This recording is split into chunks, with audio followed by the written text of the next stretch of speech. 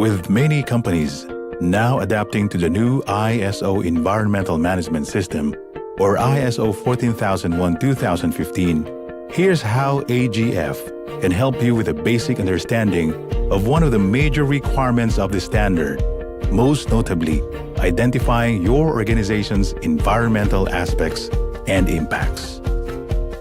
The definition of environmental aspects per ISO 14001:2015 is an element of an organization's activities or products or services that can interact with the environment.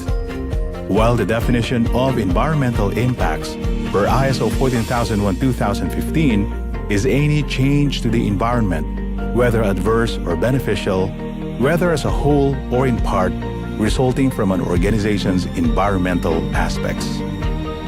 The definition of an environmental aspect is any part of an organization's activities, products, or services that can interact with the environment, positively or negatively. Therefore, initially using that statement, you should list all parts of your business in a register that have an effect.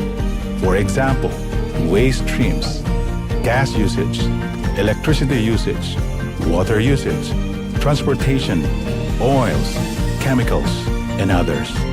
These can then be split into subcategories of electricity, air conditioners, lighting, compressors, equipment, and others. When identifying environmental aspects, all parts of the company's operations in the defined scope have to be considered, not just the obvious core manufacturing or service activities.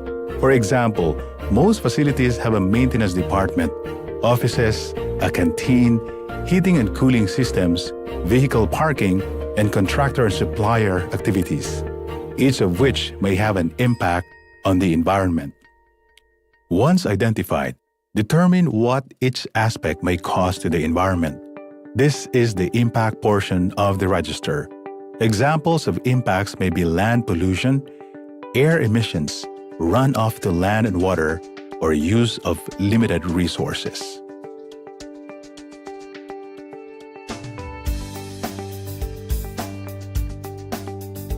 Here's an example. Photocopying of paper in the office is an activity.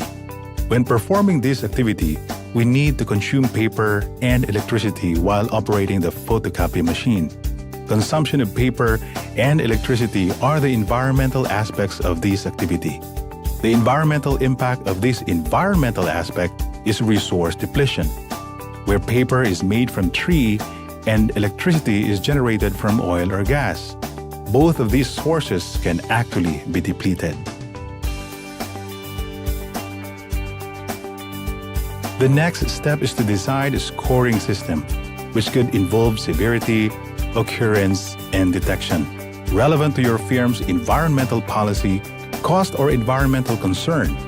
Make sure to award its environmental aspect a score to reflect the relative importance of the following items. These are legislation, the severity of environmental damage, reaction of interested parties such as customers and environmental groups, quantity, for example, the volume of the waste type.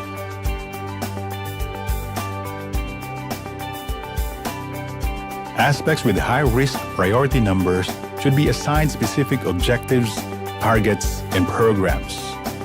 Environmental objectives are the overall goals of the business organization in improving environmental performance through its environmental management system. Environmental targets provide short-term goals on the way to achieving these overall objectives.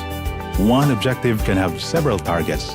For example, one target could be to reduce waste going to landfill by 10% in the first year. Your objectives and targets should be based on your environmental policy, information gained from your initial review, your aspect impact evaluation. They should aim to address any significant environmental aspects and should incorporate specific legal requirements.